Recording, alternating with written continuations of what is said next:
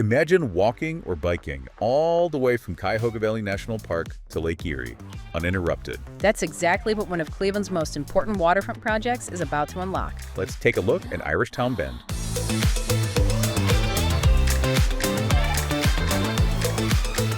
Let's dive in. Okay, so here's something wild. Without intervention, a single hillside in Cleveland could have caused $7 billion in economic losses annually. Wow. And that's not just a local issue, that's a national ripple effect. And we're not just talking about the financial impact here, right? Right. I mean, the potential collapse of Irishtown Bend was more than just an economic threat. It was a public safety hazard, a logistical nightmare, and a pretty massive environmental risk all rolled up into one. Exactly, yeah. The hillside was literally moving, with erosion so severe that the roads were closed, sewer lines were at risk, and the Cuyahoga River, this vital artery for commerce, was in danger of being blocked. And if that had happened, it wouldn't just disrupt Cleveland, it would have impacted industries all across the Midwest. And that's why the work by the Port of Cleveland to stabilize the hillside is really such a big deal. Yeah. So they weren't just shoring up some dirt, they were, protecting jobs, safeguarding infrastructure, and setting the stage for something much larger and truly transformative. Yep. But let's break it down. How did we get here? Yeah, sure. But first, let's sort of set the stage for Irishtown Bend. Yeah, great idea. We've talked about it quite a few times out here before as part of the broader riverfront developments we've been discussing. But if you're not aware, Irishtown Bend is located on the west bank of the Cuyahoga River in downtown Cleveland. It runs roughly from the Columbus Road lift bridge downstream to the Detroit Superior Bridge for about 2,500 feet. And it's a pretty steep slope just there in the shadow of Ohio City in the West Side Market. And it used to be home to a large enclave of Irish immigrants in the 1800s. But since 1980, there hasn't been a single commercial structure there. And it's just become this overgrown, sort of forgotten swath of land right in the heart of the city. Thanks for that. Yeah, sure. So jumping ahead to now, so having been forgotten and essentially, left to nature, Yeah. when did this new sort of era for Irishtown Bend begin? So the story starts back in 2012 when the Port of Cleveland identified the risk in their strategic plan. They knew that this problem couldn't just be ignored. So by 2015, they completed an underwater bulkhead survey, and by the following year, they started acquiring land parcels to gain full control of that site. So it was a pretty methodical step-by-step approach. And that's what I think makes this so impressive. They were proactively addressing a problem before it became catastrophic. And by 2017, they had, that vision plan in place. And over the next 2 years, secured significant grant funding, with construction finally beginning in 2023. And now here in 2026, the hillside is finally stabilized. The stabilization effort itself was massive. They removed over 14,000 truckloads of soil, installed steel bulkheads stretching more than 2,000 feet, drove over 200 piles deep into the ground to secure the hillside.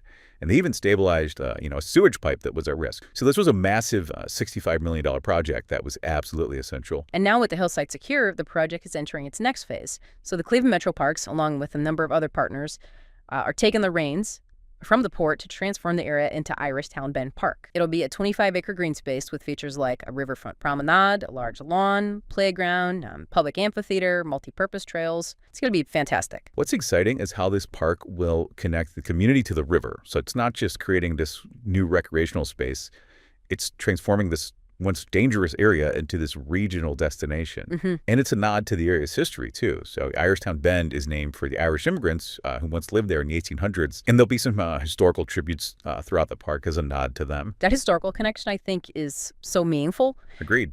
It bridges the past, the present, and the future. Mm-hmm. And what I think is great, too, is the more practical purpose that this park will serve in enhancing regional connectivity. Right. So it's part of a broader effort to connect some of these regional trails like the Cleveland Foundation's Centennial Lake Link Trail and the Ohio and Erie Canal Towpath Trail, which is really very exciting. Yeah, when it's completed, the park will be the missing link that finally connects the Cuyahoga Valley National Park to Lake Erie, which is a game changer for outdoor recreation in the region. I mean, just imagine cycling or walking along a seamless pathway from the national park all the way up to Lake Erie. That's pretty cool. And the timeline for the park is ambitious, but it's realistic. Work on the trail segment is expected to begin later this spring, with the trails eventually opening in 2027, the first phase of the park itself opening in 2028. Nice. Yeah, and the total cost of the park is estimated at about $45 million, $25 million of which has already been secured through private fundraising and federal grants. That's super impressive, and it's also a reminder of the power of collaboration. So the success of the hillside stabilization And the overall park development wouldn't be possible without all the partnerships between local, state, federal agencies,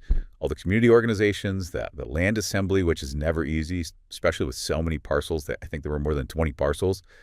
So it's really a true team effort. And it's that team effort, I think, that makes this story so inspiring. Absolutely. It's really about what's possible when people come together to solve these complex problems. And the Port of Cleveland's work really is a model for other cities facing similar challenges, I think. Yeah, it really does show the importance of proactive planning, long-term investment, and really the importance of maintaining infrastructure. And now the Metro Parks and their partners get to take that foundation and build something truly transformative. Yeah. Linda Sternheimer from the port described it as baking a cake, right? The port did the hard work of stabilizing the site, and now the Metro Parks get to decorate it by creating the park. It's really a pretty hopeful metaphor, isn't it? For sure. It's more than just the physical transformation of this area.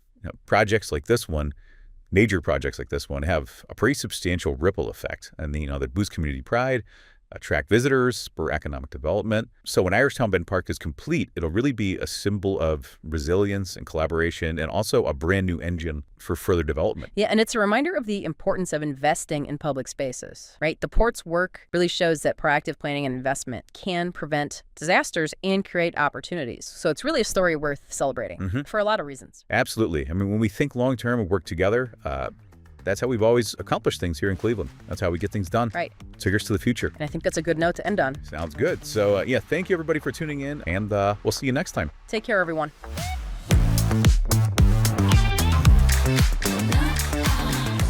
The Clevelander is an unscripted podcast brought to you by the Greater Cleveland Partnership and created with the help of the latest in AI tools. To learn more, visit greatercle.com.